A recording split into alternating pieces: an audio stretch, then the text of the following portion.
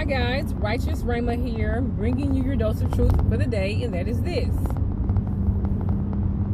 You didn't cause it, you can't control it, and you can't cure it.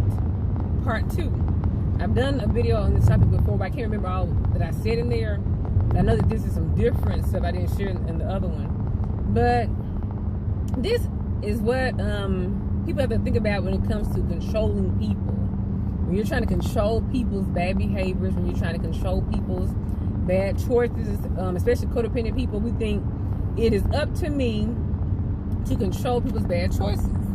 If someone smokes too much, they drink too much, they sleep around too much, they club too much, they're not good parents, they're not good employees, they're not good church members, they're not good husbands and wives. We think, if you're codependent, you kind of sometimes think that it's your job to control people, to make them make better decisions. But I'm here to let you know that that's not the case. And one reason is because you didn't cause it, you can't control it, and you can't cure it. The issues that they have going on have nothing to do with you. It's not because you're not involved enough. It's not because, well, they act like this because I'm not involved enough. I don't butt into their business enough. I'm not in their business enough, and that's why they're like this. So you think that the solution to their issues, their vices, their hurts, their habits, their hang-ups is for you to get more involved. But I want you to know that you cannot control people. And here's why you know you cannot control people. Number one, you can't control people because most of us cannot even control ourselves.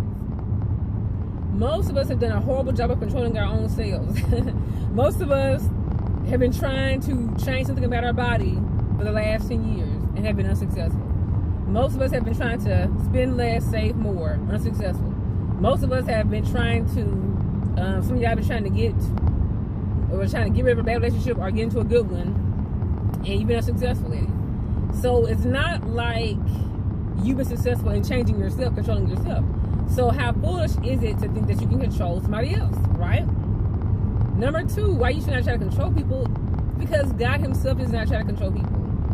If you're a Christian trying to control people, that's ungodly, because God himself, he doesn't do that. When God wants to control people, he will sometimes have consequences. You know, he may have a natural consequence, like if people did bad, he may send a plague, or he may send warfare, or something like that. Or if he wants to control their behavior and make them behave better, he may send a prophet, a teacher, pastor, evangelist, whatnot, to tell them what they should do right. But God himself does not try to change anybody himself. He does not make you do anything you don't want to do. So it's ungodly to do that. The third reason you should not try to control people is because that means witchcraft. It's witchcraft. I define witchcraft as somebody trying to get somebody to go against their own will. That's my simple definition of witchcraft. If you try to convince somebody to go against their own will, especially when they told you what their will was, then you're a witch. For example, somebody told you, I'm not interested in dating you. You're not my type. I don't like, you're not my type. I don't want to date you. I want to date this other girl over here. If you try to change his will by manipulation, seduction, blackmail, sabotaging his life, his career, if you go to a witch doctor with some asking for a potion, you bury his underwear in the backyard, that's all witchcraft. All of it's the same to me, whether it's manipulation or burying their underwear in the backyard. That's what Erykah Badu did that. That's not funny though. But women trying to keep men to be with them, that's witchcraft. You're going against their will to get your will done. You're a witch. So it's witchy. And then a fourth reason you can't control people is because you really don't have the time. You don't have the time. I mentioned before that you can't even control yourself. And before you try to control somebody else and their habits and their alcoholism and their sleeping around and their stutter or their unclean cars, what's your GPA looking like, student? Is your GPA at least a 3.5? At least a 3.5? If not, you don't need to worry about controlling anybody else until you get your grades up, okay? You have A's and B's. You should have A's and B's, okay? An occasional C, the A's and B's. So if you can't mind your grades a little better, you need to not worry about what other people are doing. How's your BMI, your body mass index? Are you considered overweight, obese? Most people in the South are overweight and obese, and some are morbidly obese. If you're obese, and overweight, you don't need to worry about what nobody else is eating or doing. Okay? Okay, we talked about GPA, BMI. How's your credit score? Are you in the good or excellent club? If not, you don't have time to mind anybody else's business. Okay? Get your credit up, or you would not be getting that car or that house that you want. Okay? Other numbers. How's your blood pressure? How's your blood pressure doing? If your blood pressure is through the roof, you don't need to stress yourself worrying about what anybody else is doing. It's insanity. You may have a heart attack, but you're worried about somebody else. She wears too much makeup. Her skirt's too short. I don't like when men wear braids. I don't like when men wear earrings. You worry about so much stuff, but what you can control, which is your own body, you can't even get that in check. Okay? Blood glucose levels. Come on, y'all. You don't have time to worry about what nobody else is doing. It's a song. It says, sleep around your own front door before you try to sleep around mine. And he said, if we were to spend 6 months minding our own business, and then the next 6 months of the year leaving other folks' business alone, yeah, we would get so much done. Like, how's that back room in your house that you always shut the door when your company comes over? How's that room looking? Is your car clean? Get an alcohol swab right the back of your neck. Is it come out white? Do you have edges? Ladies, do you have edges? Now, I ain't telling people alopecia. That's not your fault.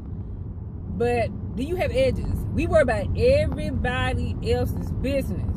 We try to control. The president should have done this. The mayor should have done this. The governor should have done this. The coach should have done this. The basketball player should have said this. He should have done this. We worry about what everybody else is doing. We're trying to control the entire world. And our own lives and homes are in shambles. How many times has your child been suspended this school year? Your concern, which is in your realm of control, is your child. God wants you to steward your child well. If your child is flunking and is a addict to TikTok, a TikTok addict, and your child is a video game addict, that's what you need to worry about. Don't worry about what nobody else is doing. I'm tired of that wig. She wear that same wig. I'm so sick of that wig. I'm so sick of her. I can't stand her nails. I don't like that ghetto blue nail polish she be wearing. I don't like how the preacher. All he talk about is this, that, and the third. You cannot worry about what nobody's preaching, what nobody's wearing, until you sweep around your own front door. Okay? So I want you to stop trying to control other people, because I promise you, you have at least 10 things you could be working on in your own house. If we had to put our checking information, not the checking account number, if we had to put our checking account amounts on Facebook, all of us would shut up a little quicker. If we had to put our body mass indexes, our credit scores, our blood pressures on Facebook, we wouldn't be so judgmental. We wouldn't be so high-minded. Just be quiet and worry about yourself. You have too much. See, the president's an idiot, and the mayor's an idiot, and my boss is an idiot, and my pastor's an idiot. You don't have time to worry about anything else, because your own life is in shambles. So I want you to take the time where you are trying to control the people and their marriages and their children and their jobs and their businesses, their ministries. I want you to take that time to take your eyes off of their porch and turn your eyes back to your business. So when we hear mind your business, we think mind your business means get out of my business. No, mind your business literally means turn away from what you're worrying about over there and turn your mind and tend to your own business.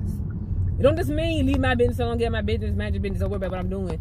I'm telling you to literally turn your mind towards your own business and mind the business that pays you. You know what I'm saying, y'all? I mean, I tell y'all, us codependent people, y'all, we worry too much about what other people are doing. Man, this is so sad. I hate that she doing it, man. She just destroying her life, man. Why she with that loser? Man, he's a loser. He's ruining her life. Man, why she eat all that junk, man? She gonna mess up her blood pressure, her glucose, her blood glucose. Why you worry about what everybody's doing? What are we looking like? What's our blood pressure? What's our blood sugar? You know what I'm saying? When last time your husband came home? You know what I'm saying? We worry about everybody else, but our own life is in shambles. Our own life is in shambles. So don't worry about what nobody else is doing. Sweep around your own front door before you try to sweep around anybody else's. You cannot control other people unless you are a witch, unless you are delusional, unless your life is perfect. And if you were God, even God himself wouldn't do that. Thank you guys for watching. Please share, subscribe to Righteous Rhema. Bye-bye.